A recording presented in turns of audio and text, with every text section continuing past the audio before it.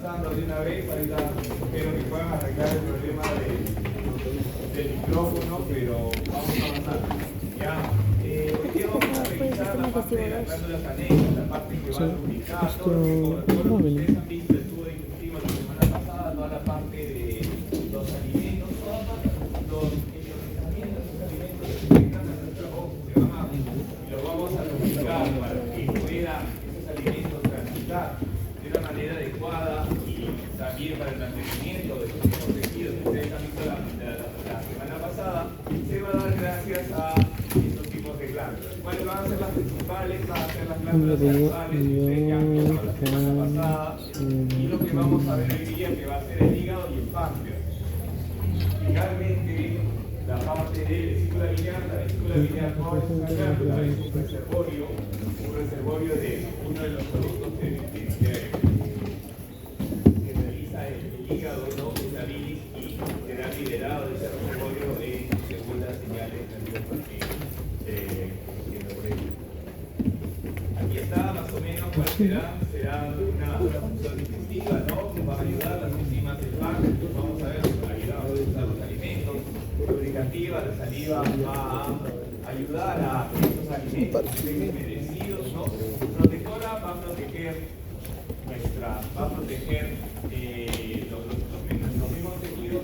Además, ustedes ya con un nivel que hablaba la semana pasada de las células plasmáticas que se encuentran en las células de la parótida y que eliminan productos como rutina y una labor protectiva. Y finalmente la parte de va a ayudar a que se absorban los alimentos, ¿no? En semanas anteriores la tuvimos en la pasada. Todos ellos nos vamos a encontrar. Ya han visto ustedes la semana pasada todo lo que es la cavidad oral, ¿no? Cómo se encontramos las glándulas mayores, ¿no? Vamos a tener glándulas mayores que van a ser la parótida, la más grande de todas, la submaxilar, que es la que produce la mayor cantidad de saliva, y la sublingual, que es una glándula medio poco definida y sería la menor de las tres. Pero estas son las glándulas, que recuerden, estas son las glándulas mayores, alrededor de toda nuestra boca, incluso parte de la orilla, de la laringe. Y la faringe vamos a tener glándulas salivarias menores también, que mayormente son mucosas.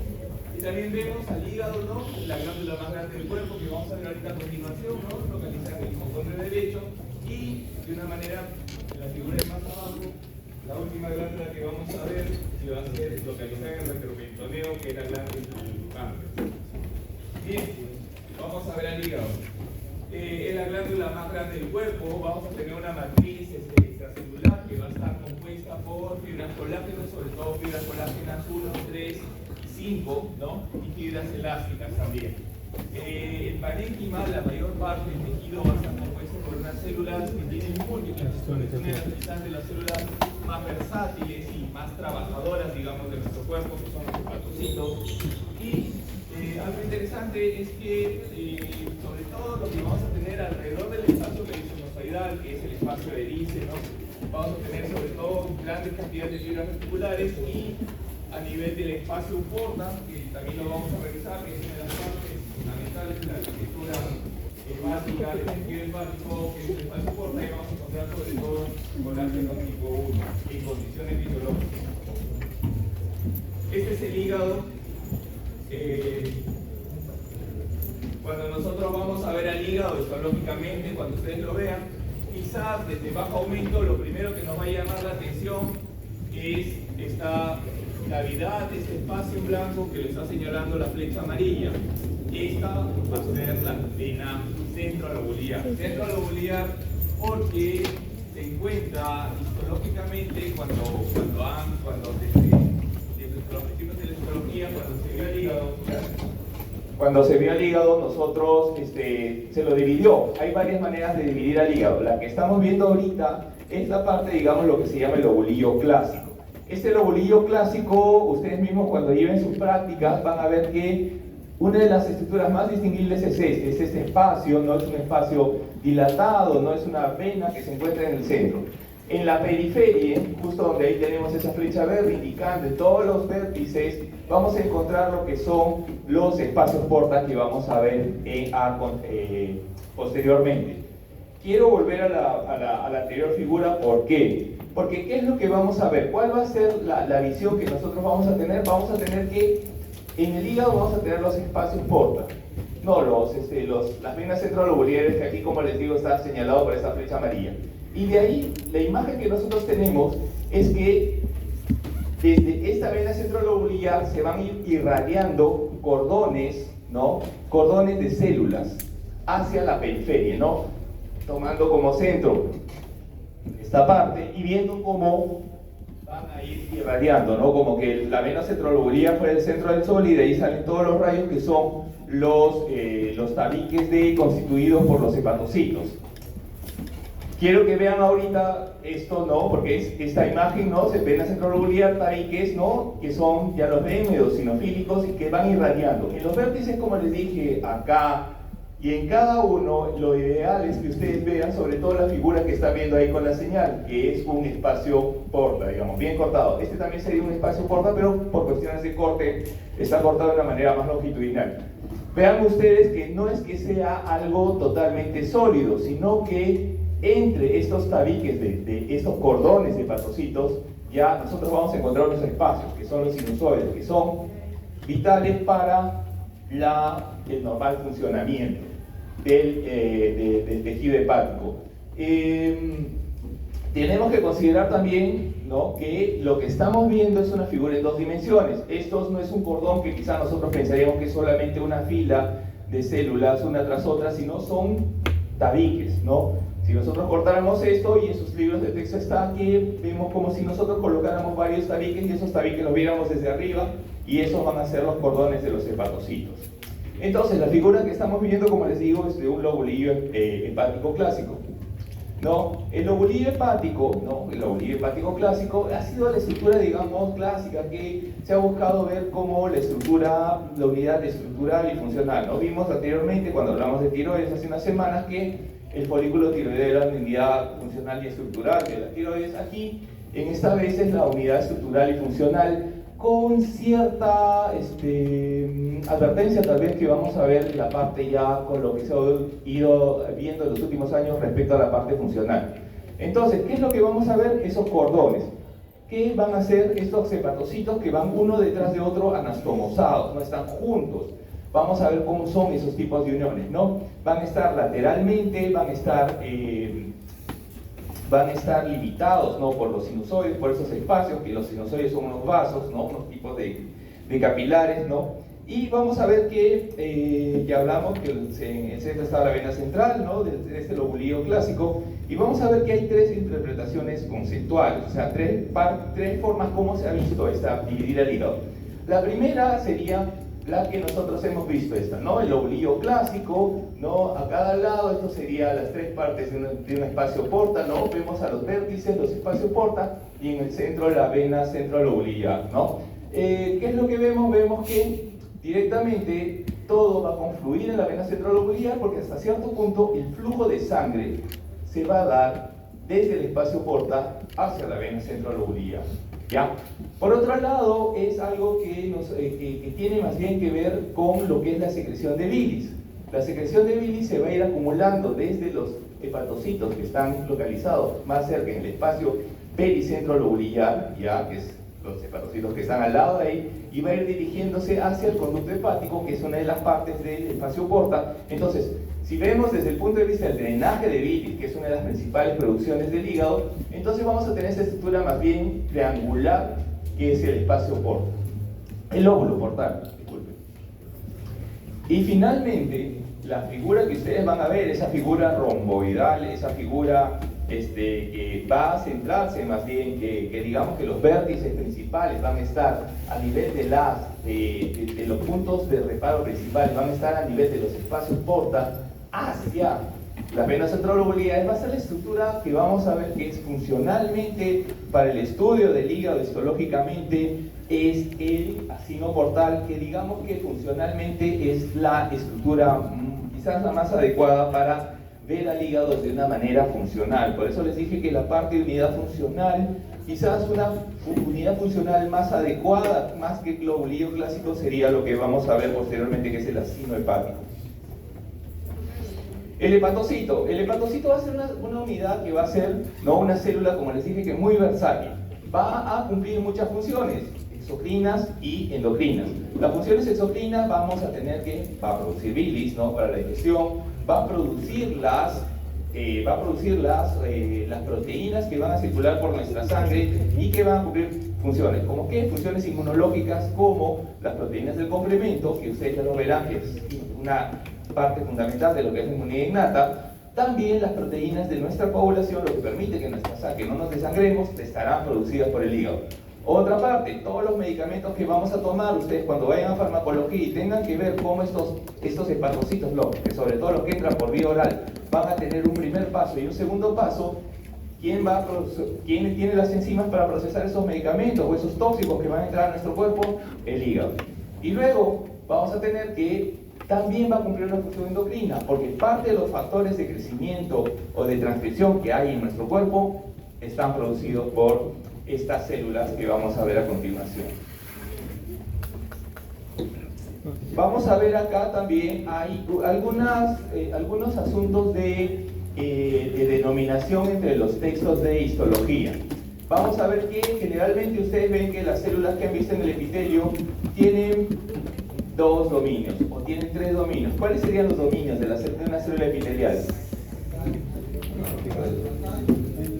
Y lateral, ¿no? Apical, basal y lateral. Cada uno ya han visto con los epitelios que tienen algunas funciones. Aquí vamos a ver que el hígado tiene 2 principales. Esta es una figura de Kirschenbaum, pero se parece a casi todas las que están en el Gardner, las que están en el Ross, en todos los textos de histología. Entonces, lo que quiero que piensen ustedes primero es que vamos a tener 2 dominios. Uno que lo denominan el vaso lateral, ¿no?, que está aquí a los costados, que es el que está al lado de los sinusoides, y que también lo consideran hasta este punto de acá, que ustedes ven de un color magenta, ya, o sea, una parte de lo que está un hepatocito con otro hepatocito. Este va a ser el dominio, algunos lo denominan como el dominio vasolateral. Y en otros lados van a encontrar que le denominan dominio sanguíneo. Es lo mismo, ¿no? Porque es el sanguíneo porque está al lado de lo que son los sinusoides, va a ser el que va a estar en contacto, digamos, con los fluidos sanguíneos que van a salir por acá y también van a estar intercambiando sustancias. ¿Y cuál va a ser el otro? Digamos, en la parte media de la parte que cada hepatocito está al lado de otro, va a haber una estructura especial. Miren ustedes aquí, esta estructura la vemos de lo que forman un hepatocito con otro hepatocito. Y normalmente la veríamos como está en la figura que está a su derecha, ¿no? Entonces, este va a ser el dominio apical, o también le llaman el dominio biliar. ¿Por qué va a ser el dominio biliar? Porque va a ser por estos lugares donde la bilis que produce el hepatocito va a ir circulando y va a ir finalmente a drenar al conductillo hepático del espacio porta, ¿no? Entonces, nuevamente tenemos 2 dominios, el dominio sanguíneo, ¿no? Hay algunos que le dicen este dominio basal, y esta parte de acá, desde el límite de acá, del límite con el espacio porta hasta el límite del espacio apical, será el dominio lateral, y este sería el dominio biliar o apical. Estas sustancias producen bilis, la bilis es tóxica. Entonces, ¿cómo van a estar sellados estos dominios apicales? ¿Cuál va a ser el tipo de unión que va a producir para conductivas, ¿no? Unidades estrechas? Entonces ahí eso va a impedir. Entonces todo lo que ustedes ven ahí representado con esos rectángulos de color magenta son uniones oclusivas justamente para que la bilis no se rebalse y vaya dañando las membranas celulares del hepatocito. Vamos a ver los hepatocitos. ¿Cómo son? Son poliédricos, ¿no? Son de una manera, ¿sí? Tienen un tinte generalmente eosinofílico. Van a ver ustedes que van a estar, como dijimos anteriormente, cordones anastomosados, ¿no? Van a tener un núcleo mayormente central, de una cromatina regular, que puede tener un nucleolo.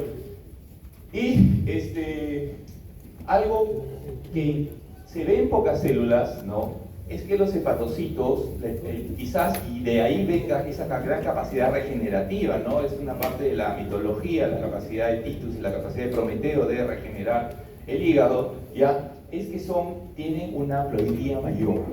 Generalmente, ¿cuántos pares de cromosomas tenemos en el cuerpo? 3, 2. Entonces nosotros generalmente la mayor parte de nuestras células somáticas son 2N, ¿no? Cuando ustedes vean van a ser 2N.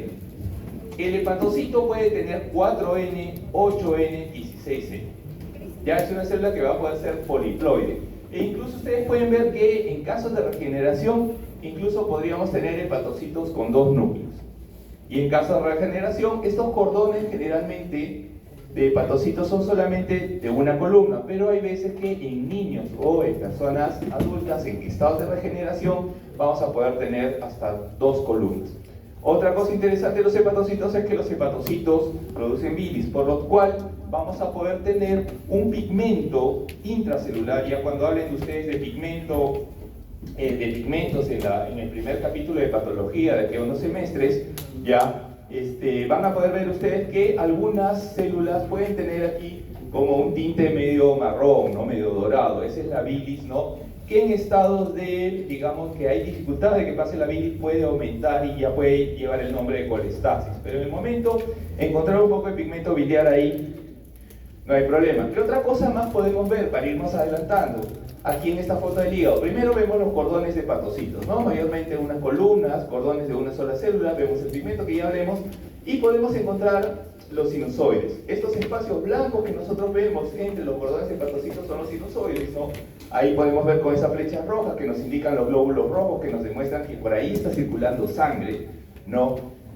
Luego, al lado de estos espacios vamos a ver que vamos a encontrar células endoteliales, como esta célula azul, ¿no? Son vasos, ¿no? Por lo cual tienen un epitelio, el epitelio simple, ¿no? Pero miren, esta célula es una célula bien, como son las células endoteliales, una célula plana, simple, que es diferente a esta célula que marca la flecha verde, que es una célula más grande, que la vamos a ver después de un tiempo, que son las células de Kupffer, ¿no? Que son los macrófagos del hígado, macrófagos especializados del hígado. Bien, ¿cuál va a ser la característica de estas células? Van a ser células, como hemos visto, muy metabólicamente activas, que van a ser muy metabólicamente activas. Entonces nosotros lo que vamos a tener acá es un núcleo grande, el núcleo que ya vimos, central, y vamos a ver que va a haber gran cantidad de retículo endoplasmático, va a haber gran cantidad de gránulos, va a haber un aparato de Golgi, ¿no? Muy activo, ¿no? Y aquí veríamos nosotros, ¿no? Podemos ver ahí con la flecha amarilla, sobre todo es lo que ya vimos que sería el dominio apical, ¿no? El dominio biliar, donde se están formando donde la unión del borde apical de una célula con otra célula va a formar ese conductillo biliar por donde va a ir secretándose o va a ir pasando la bilis. El espacio portal que nosotros vamos a ver, nosotros tenemos que identificar, es esto, y es un espacio que dijimos que se encontraba, ¿no? En el vértice del ovolillo hepático clásico, ¿no? ¿Qué es lo que nosotros vamos a encontrar? Vamos a encontrar un espacio, va a estar libre, o sea, rodeado de hepatocitos, ¿ya? Y vamos a encontrar lo que se llama generalmente los 3 elementos que nosotros tenemos que encontrar en este espacio portal, es la tríada de Gleason. Entonces, señalado con una flecha azul o celeste, ustedes van a ver unos espacios grandes, dilatados, con una sola capa, tapizados por una capa de un epitelio plano, de un epitelio plano simple, ¿no? ¿Qué sería eso? Sería la rama terminal de la vena porta, ¿ya? Sería la vénula hepática. Luego, vamos a ver nosotros que vamos a tener unos espacios mucho más pequeños, pero que van a estar rodeados por una capa muscular.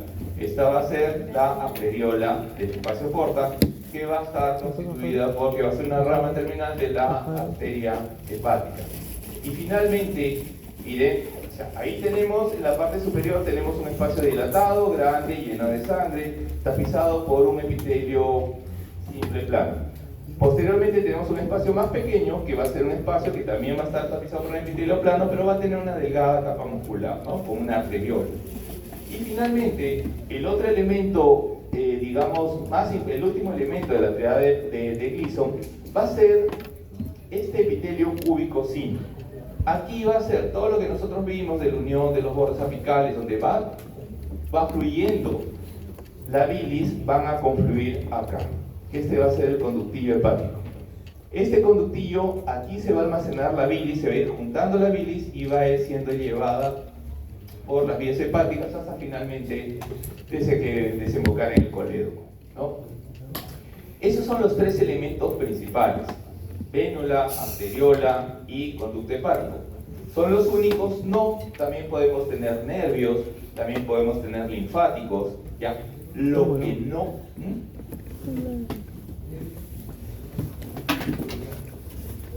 ¿El qué? Este es el conducto biliar, el que hablamos la última vez. El conducto biliar es lo que tienen ustedes que identificar también fácilmente y a veces ayuda a identificar porque es un epitelio simple cúbico. Ese es el conducto biliar. Entonces, tres elementos de la triada de Gleason: la vénula, la arteriola y el conducto. Elementos que se pueden ver pero ya no se ven tan fácilmente histológicamente, ya son como les digo, puede haber nervios, sí, pueden haber linfocitos rara vez, pueden haber linfáticos, sí, pero el linfático mayormente es un vaso que se colapsa fácilmente, ¿no? Entonces mayormente no lo vamos a identificar. Lo que ustedes no pueden ver es neutrófilos. Si ustedes ven neutrófilos dentro del espacio porta, quiere decir que hay un proceso inflamatorio agudo y que hay que resolverlo, y eso puede ser una clave diagnóstica. Otra cosa importante, y por eso lo he delimitado con esa línea dorada, con esa línea amarilla, es que los hepatocitos que están alrededor del espacio porta tienen un nombre, tienen una función. Piensen que ahí están desembocando, entrando un montón de vasos, ¿ya? Y es a los hepatocitos que están rodeando el espacio porta, reciben el nombre de placa limitante. ¿Cuál es su importancia? Porque en las hepatitis agudas lo que más se va a ver histológicamente va a ser un daño de la placa limitante. Entonces, si es que ustedes son gastroenterólogos, están en el internado y reciben una biopsia hepática que hicieron un paciente para ver por qué estaba con su bilirrubina o con sus transaminasas elevadas, si es que les van informando que hay neutrófilos o hay daño de la placa limitante, ustedes ya se van a imaginar que hay un proceso de una hepatitis aguda.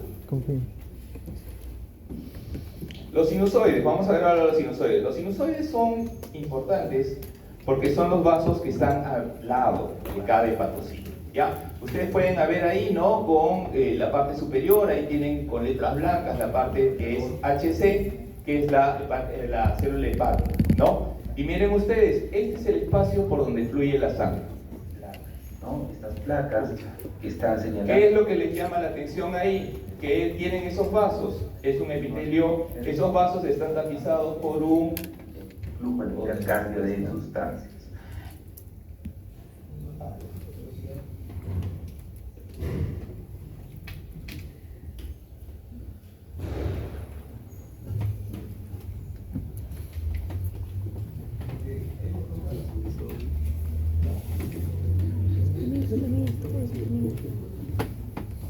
Ya.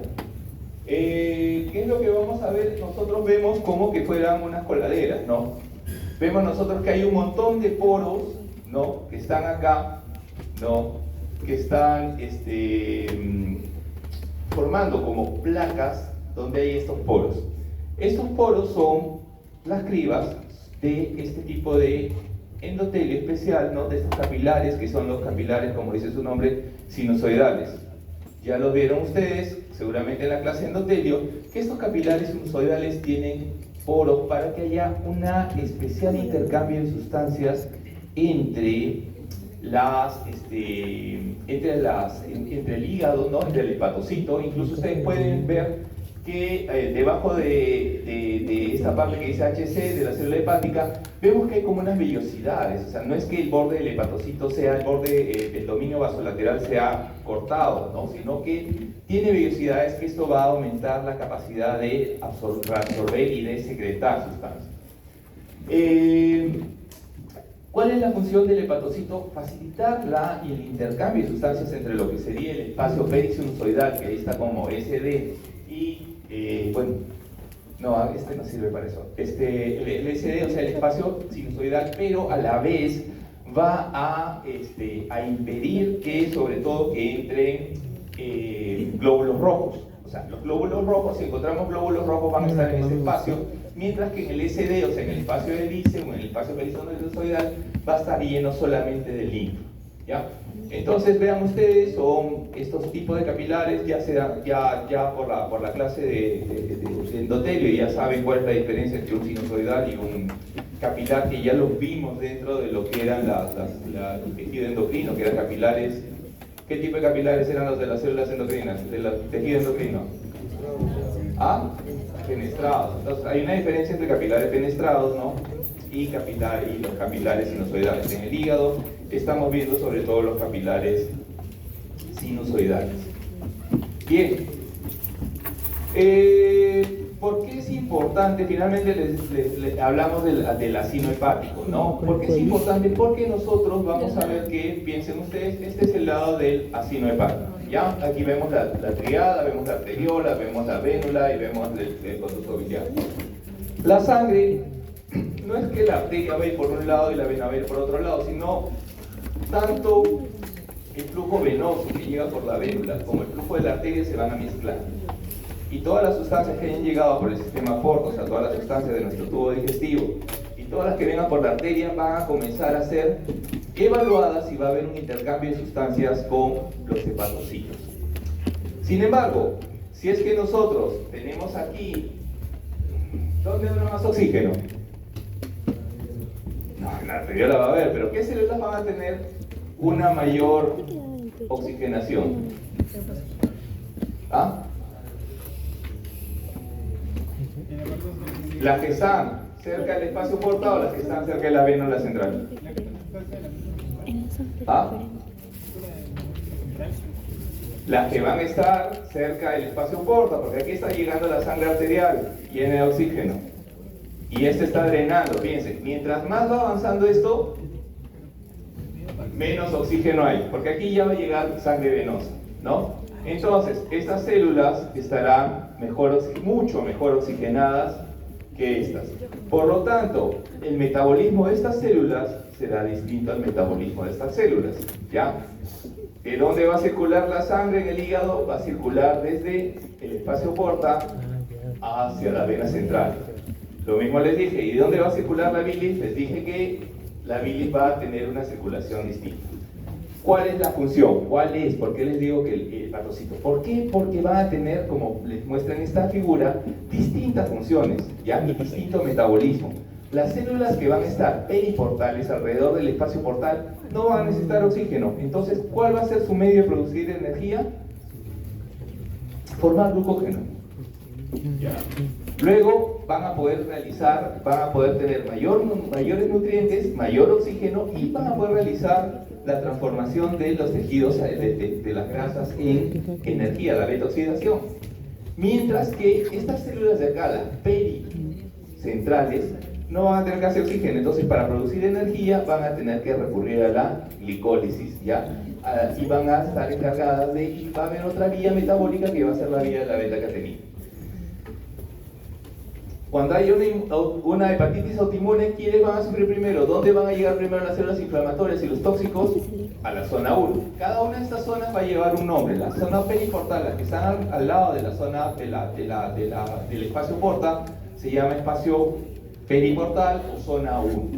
Las que están al lado de la vena central van a llamarse espacio pericentral o zona 3. Y las que están en el medio van a ser la zona 2. Todas tienen, y es por eso que se vio la importancia de ver al hígado funcionalmente a través de lo que es la división del tipo de asino hepático, ya esa figura que vimos al principio en forma de rombo. El espacio perisinusoidal. En el espacio perisinusoidal va a ser ese espacio que nosotros vamos a encontrar entre el sinusoide lleno de sangre, dijimos, que vamos a tener ahí también a las células de Kupffer, que son los macrófagos del hígado, ¿no? Cualquier sustancia, cualquier antígeno, cualquier peligro que vean, estas células se encargarán de fagocitar cualquier antígeno que haya llegado, cualquier proteína reconocida o cualquier microbio, se encargarán las células de Kupffer que están sobre las células, reposando, descansando en una manera de vigilancia, sobre las células que ven acá, que es este epitelio plano, que son las células endoteliales de los sinusoides hepáticos. ¿Qué tipo de capilares eran? Sinusoidales, ¿no? Entonces, Dentro, ¿qué va a haber entonces? Estos sinusoides impiden que pasen los glóbulos rojos. Entonces, en este espacio de DICE, o espacio perisinusoidal, nosotros vamos a encontrar que van a ir fluyendo linfa, va a ir fluyendo proteínas, va a ir fluyendo todo lo que los hepatocitos producen y le van dejando o han metabolizado y le dejan la sangre para que pase la sangre, van a circular por acá. Todas las sustancias que entren por los poros hacia el hepatocito van a pasar por acá. Entonces, el principal contenido es linfa.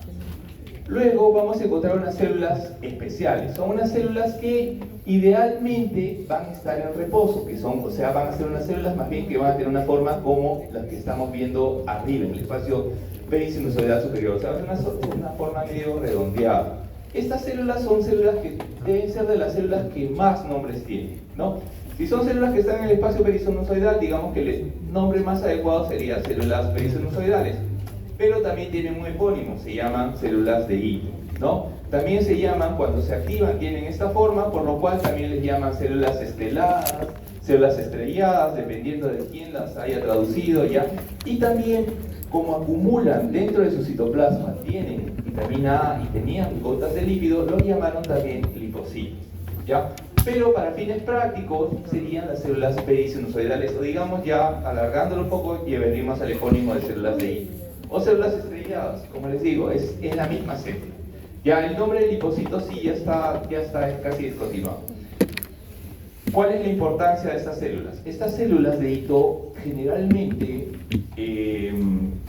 van a almacenar vitamina A y van a producir un poco, estas células de Ito son células que ustedes, así como hablamos que las células de Kupffer eran células que eran macrófagos especializados, a nivel de las células de Ito van a ser fibroblastos especializados. Estas células, como todo fibroblasto, va a producir pequeñas cantidades de colágeno. El colágeno tipo 1 sería. Pero, ¿cuál va a ser el problema? El problema va a ser que cuando, por algún proceso inflamatorio sobre todo, estas células se activan. Cuando estas células se activan, ya de ese fibroblasto en reposo, ese fibroblasto tranquilo, ese fibroblasto que producía, almacenaba vitamina A y producía un poco de colágeno, esta célula va a tomar ahí sí la forma estrellada, va a tener prolongaciones. ¿Y cuál va a ser el problema? Que ya no va a producir un poquito de colágeno, sino va a comenzar a producir un montón de colágeno. Y si tenemos un montón de colágeno, ya verán en patología que eso se llama fibrosis. Entonces, parte de la etiología de la fibrosis hepática está atribuida a estas células, y es por eso su importancia, ¿ya?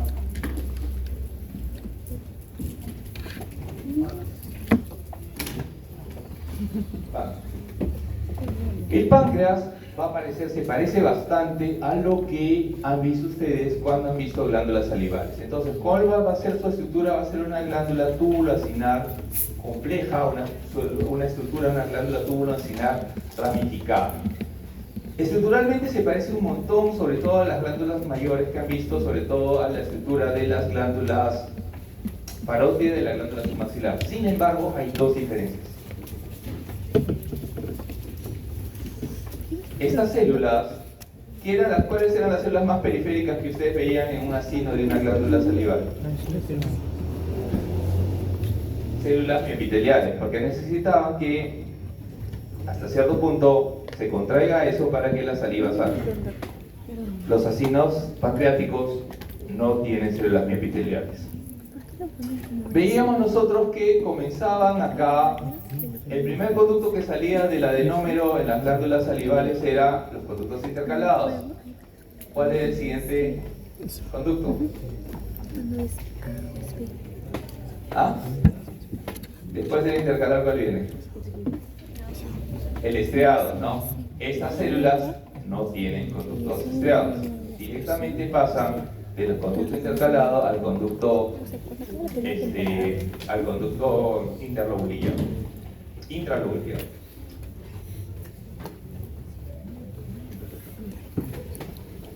Bien.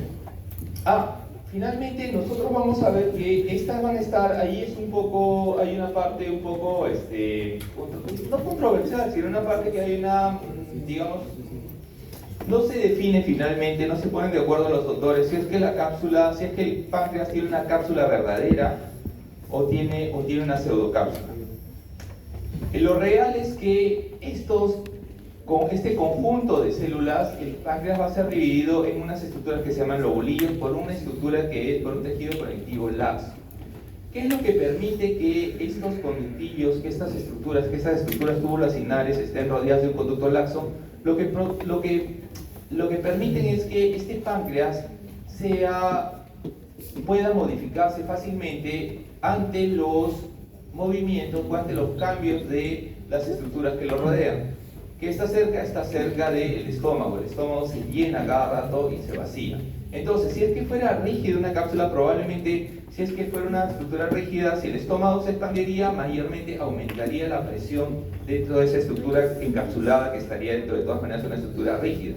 En cambio, que haya un tejido más laxo hace que si el estómago se expande, estas sencillamente se separen de una manera y puedan modificar su forma. O sea, la estructura general del páncreas pueda tener una mayor maleabilidad ante los cambios de volumen del estómago. Bien, esta figura sobre todo es para mostrarles otro detalle, es que generalmente hablamos de la estructura del páncreas, ¿no? Hablamos de la estructura del páncreas como ustedes ya vieron lo que eran las glándulas salivales, ¿no? Veían que el adenómero es la porción secretora de una glándula, ¿no? Esta es la parte, era en forma de acino. Una forma de acino es una estructura que tiene una luz central y está rodeada por células de una forma piramidal. Ya lo han visto en la parótida, ya lo vieron en la submaxilar. Sin embargo, en el páncreas, la mayor parte de estos adenómeros tienen esta forma de acino. Pero también hay formas combinadas, ¿no? Hay formas que son sencillamente tubulares, ¿no? No tienen esa forma redondeada, esa forma de saco que tiene el acino. Vamos a ver las células, cómo son las células que forman estos acinos, las células acinares del páncreas, que son células clásicas, ¿no? Estas células son células piramidales, como ven acá. Son células que tienen un núcleo, van a tener dos partes. Van a tener una parte que va a ser van a tener una parte basal. En esta parte basal, sobre todo, nosotros vamos a encontrar el núcleo y vamos a encontrar a lo que es el retículo endoplasmático rugoso, ¿ya? Sobre todo, entonces, en la parte, aquí estoy tomando de unas glándulas salivales, pero aplica lo mismo, porque el páncreas es una glándula serosa. Luego vamos a ver, más bien en el dominio apical, ¿qué es lo que vamos a encontrar? Vamos a encontrar el aparato de Golgi, que va a tener una disposición, como ven acá, supranuclear, y van a tener un montón de gránulos de secreción, ¿no? Que van a contener las prohormonas, el simógeno, gránulos de simógeno, que van a estar cerca del borde apical justamente para poder ser secretados, ¿no? Van a ser préenzimas que se van a activar ya una vez que salgan de la célula. Esas son las células serosas o acinares del páncreas. Y nos van a dar esta estructura. Esta va a ser lo que nosotros vamos a ver. El dominio basal, donde esté el núcleo, ya saben que el núcleo tiene ácido, por lo cual va a ser basofílico, ¿no? Va a tener una afinidad por las estructuras básicas. Entonces nosotros vemos que en la base donde estaba el núcleo y el retículo endoplasmático rugoso, vamos a tener nosotros un color azulado. Y más bien en el vértice, donde están los gránulos de simógeno, nosotros vamos a tener ese aspecto granular, pero va a tener un aspecto granular eosinófilo intenso. Entonces, por eso que nosotros vemos unas células que tienen un aspecto de dos colores. Otra parte importante, una estructura, así como vimos que los acinos, que las glándulas, que las estructuras del páncreas no tenían células ni epiteliales, tenían conductos estrellados, estriados. Nosotros vamos a ver que va a haber unas células que vamos a tener al centro del acino, que van a ser las células centroacinales.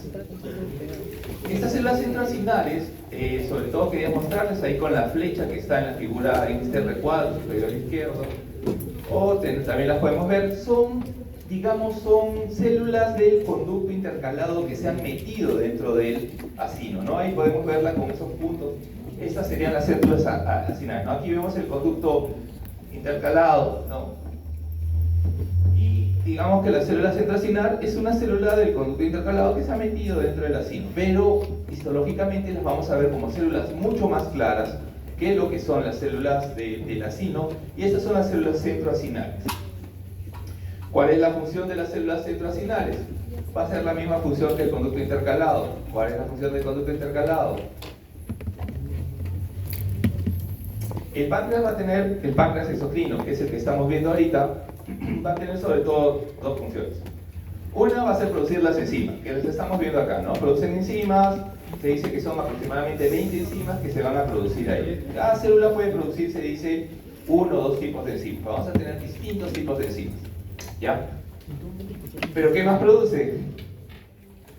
Va a producir agua y bicarbonato para controlar la parte de lo que es el contenido ácido del hígado que va a llegar al duodeno, ¿no? Entonces, gran parte del páncreas, tanto el agua y el bicarbonato se secretan, sobre todo a nivel de los conductos. La parte de los conductos es la principal responsable de esta producción de agua con bicarbonato, ¿no? Una sustancia más bien de tipo alcalino. Vamos a encontrar diferencias en cuanto a lo que es la cantidad que producen de agua con bicarbonato, ¿no? En el Gardner dice 1200 mililitros y en el Kieselbaum dice 1500, e incluso hay otro libro que es el Sobota que dice que produce de 1500 a 3000. Yo me imagino que la diferencia será según la cantidad de alimento que ingresa o obviamente según las señales que va a recibir, ¿no? Pero aproximadamente podríamos dejar que la parte más normal sería, o sea, la parte regular sería de unos 1500 mililitros aproximadamente. Los conductos, como dijimos, vamos a tener los conductos intercalados, que van a ser un conducto, más bien un epitelio aplanado, cúbico aplanado, cilindro cúbico bajo, cilíndrico bajo, ¿no? Y después van a ir juntándose, al igual que vieron en las glándulas salivales, y van a ir formando más bien una forma de los conductos interlobulares. Nosotros vamos a ver, si bien vamos a ver las células, ¿no?, de un aspecto más columnar, pero ahí también vamos a encontrar células que producen moco, como ustedes ya han visto en la semana pasada, en lo que es digestivo, y han visto, va a haber también células caliciformes, y lo que van a revisar esta semana en la parte de seminarios, que son, ahí también vamos a encontrar unas cuantas células neuroendocrinas, ¿no? Nuevamente, vamos a ver, como vemos, dijimos que generalmente va a ser esto, esta es la célula sinar, que les digo, núcleo basal, rodeada de un gran epitelio retículo endoplasmático rugoso, un conducto de Golgi apical, y de ahí en la parte apical, sobre todo representada por esos gránulos decimógenos que ya han visto que los quistes de hematoxilinas son de color muy eosinófilos, ¿ya? La mayor parte van a ser estos, ¿no? Va a ser la parte distal, la parte del adenómero, la parte secretora, va a estar constituida por acinos y a veces por túbulos, ¿ya? Mayormente acinos, ¿ya? No van a tener, ¿qué es lo que no van a tener? ¿Qué tipo de células? Miepiteliales, ¿ya? Esa es la diferencia, digamos, dentro de lo que son con las glándulas salivales, que son estructuras muy parecidas. Y miren la diferencia de esta célula, sobre todo la célula sinar, con la célula pancreática del ducto, que esa célula se encarga de producir proteínas, ¿no?, enzimas, y esta célula se va a encargar de producir, ¿qué cosa? La de los conductos. Agua y bicarbonato, ¿no? Y entonces, esa célula del ducto pancreático es la misma célula que vemos dentro de lo que es la célula centroacinar. Bien, el páncreas endocrino nosotros vamos a ver que va a ser la parte, representa solamente, algunos textos dicen 1%, otros dicen 2%. Va a ser una parte muy pequeña del páncreas, sin embargo va a ser, así como vimos que la diferencia tal vez entre una tiroides y una paratiroides era muy grande, aquí también nosotros vamos a ver unas pequeñas estructuras que tenían, ¿cómo se llama? Que tienen una importancia fundamental. ¿Cuáles son las características histológicas de las glándulas endocrinas que vimos hace 3 semanas antes de su parcial? Ustedes dos tienen que tenerlas y las vamos a diferenciar. ¿Cuáles? ¿Por qué se caracterizaban? Las glándulas endocrinas. Porque estamos viendo ahorita, hemos visto glándulas de qué tipo es el páncreas, el que hemos visto exocrino, ¿no? Pero dentro del páncreas exocrino hay pequeñas unidades endocrinas. Entonces, estas unidades endocrinas tienen las mismas características histológicas que nosotros hemos visto en la tiroides, en la paratiroides, en la suprarrenal. ¿Cuáles son? Veíamos que estaban formadas por células epiteliales, ¿no? Estas tienen más bien epitelio. el páncreas exocrino, ¿no? ¿Qué más vimos? ¿Esas qué tienen?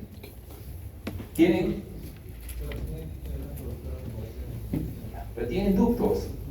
Las glándulas endocrinas tenían ductos, no tienen ductos. ¿Qué tienen? ¿Por qué no tienen ductos? Araujo, ¿por qué no tienen ductos las glándulas endocrinas? Porque tienen capilares. ¿Qué tipo de capilares? Fenestrados. No necesitan ductos, ellos se eliminan directamente.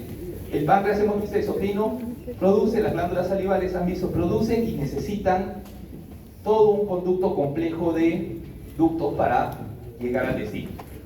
Las células, el páncreas no tiene. Entonces, ¿qué es lo que vamos a ver? ¿Cómo va a ser el páncreas endocrino? Características histológicas del páncreas endocrino: conjunto de células epiteliales, ¿no?, rodeadas de capilares fenestrados, ¿no?, y que no tienen conductos, ¿no? A diferencia de esta, vemos que son células más bien, no son epiteliales, son epiteliales porque dan hacia una luz, ¿no? Son células que tienen ahí en marrón, tienen un tremendo ducto, ¿no? Y estas no están rodeadas por capilares, deben estar rodeadas más bien por capilares continuos. Bien, es una porción importante, son células que tienen, vamos a encontrar ahí distintas células que van a producir sustancias fundamentales para lo que es la función de nuestro cuerpo, ¿no? Vamos a tener distintos tipos, sobre todo 4 tipos principales. Vamos a tener las células alfa, que van a ser las que van a producir el glucagón, ¿no? Vamos a tener las famosísimas células beta, que muchos de ustedes van a trabajar con las células beta toda su vida, van a tener que ver algo porque son las productoras de la insulina, ¿no? Vamos a tener las células delta, somatostatina, ¿no? Ya hemos hablado incluso parte de somatostatina, y la gastrina, ¿no? Y las células F o las células PP, que son las que producen el polipéptido pancreático. ¿Cómo? Somatotropina. No, la somatotropina es la hormona del crecimiento. Y la somatostatina más bien inhibe la somatotropina. Bien, estas van a recibir un sistema portal importante, ¿no? O sea, ya dijimos, este sistema portal insulocinar, que así se llama, van a proveerlo de los capilares fenestrados. ¿Cuál es lo importante? Este es otro gráfico de Kirschbaum.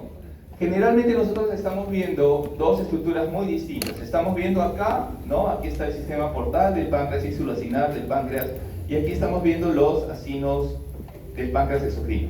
Sin embargo, hemos visto que parte de las células producen, no solamente se produce la insulina, sino producen células que a través de los vasos eferentes que van a salir de este sistema portal, también va a haber entonces una comunicación entre el páncreas endocrino, le va a mandar señales al páncreas exocrino para que pueda también, lo van a estimular para que secreten cierto tipo de enzimas. O sea, no es que estén totalmente separados, son estructuras distintas, pero que de todas maneras por el sistema portal están comunicadas.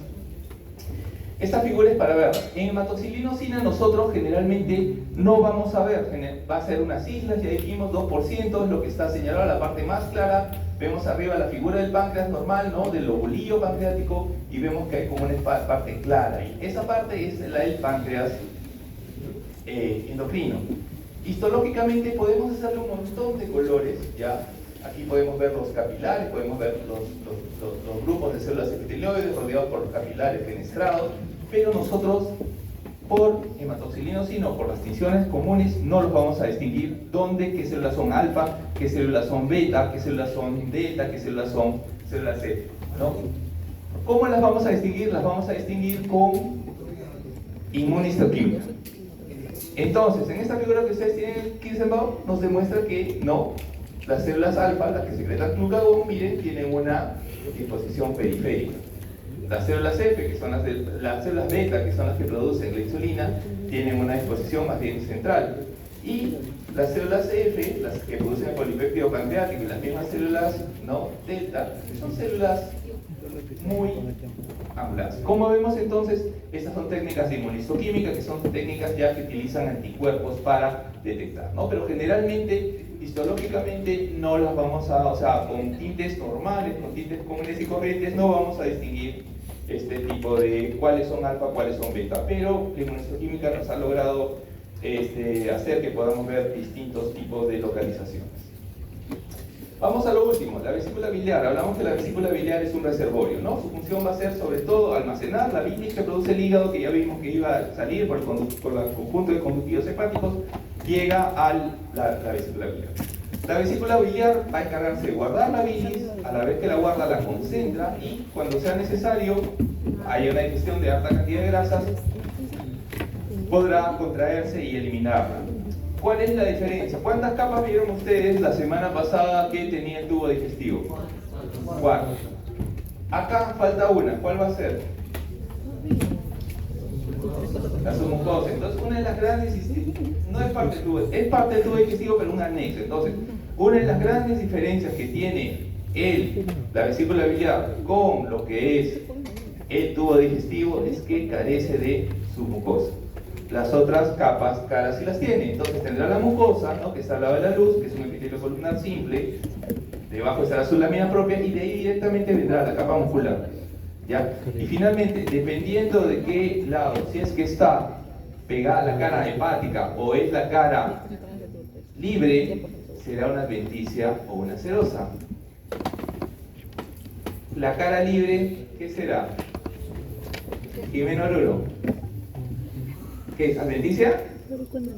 Serosa. Serosa, vemos, la serosa está recubierta de ¿qué tipo de células? Mesoteliales, ¿no? Entonces está hacia afuera. En cambio, la cara que está al hígado, la cara que está pegada al hígado, está, como todos los órganos del tubo digestivo, que ustedes han visto que están pegados a la pared, que no están flotando por ahí, será una adventicia. Lo que tenemos que ver es que las células va a estar rodeado por este epitelio simple, pero no va a ser un epitelio nomás, digamos, que se va a estar reposando, que va a decir, ya déjalo, yo me renuevo, lo único que voy a hacer lo voy a guardar. Sino que este epitelio, un epitelio columnar o cúbico simple, columnar simple, va a estar absorbiendo constantemente, porque vimos que una de sus funciones era concentración de la bilis. Entonces la bilis va a ser más espesa, ¿ya? Para repasar, vamos a tener ahí el epitelio simple, ¿no?, que está rodeando, que está tapizando la parte interna, la mucosa. La mucosa va a estar descansando sobre este tejido conectivo laxo, ¿no?, que es la lámina propia, y de ahí vendrá la capa muscular. Finalmente veremos nuevamente tejido conectivo laxo, que será la adventicia, y que este estará ya tapizado o estará recubierta ya sea de un mesotelio, si es que es una capa serosa, o si no, ya estará directamente en contacto con la cara del hígado, si es que es la adventicia, ¿no? Muy bien, eso es todo por hoy. Puta, no te creo. La clase. No.